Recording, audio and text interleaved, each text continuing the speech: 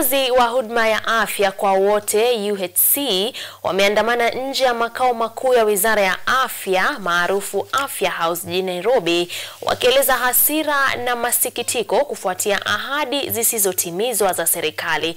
Wahudumu hao wanadai ajira za kudumu, malipo ya malimbikizi ya mishahara yao na kukomeshwa kwa unyanyasaji na ubaguzi katika sekta hiyo. Mamia ya wafanyakazi wa huduma ya afya kwa wote wa UHC walikusanyika nje ya Afya House leo wakidai hatua za haraka za serikali katika kushughulikia malalamiko yao ya muda mrefu.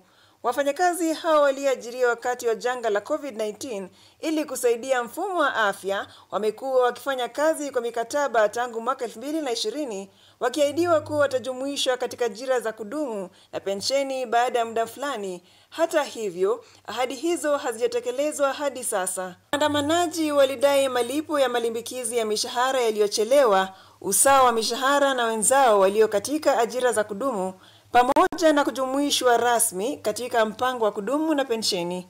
Pia walalamikia unyanyasaji na vitisho kutoka baadhi ya maafisa wa kaunti, pamoja na ubaguzi uliowafanya walipwe nusu ya mishahara ya wafanyakazi wa kudumu ingawa wanafanya kazi sawa nao. Waziri wa Afya Aden Duale aliwaahidi kutatua tatizo hili ndani ya wiki 3, lakini zaidi ya mwezi mmoja umepita bila hatua yoyote ya maana.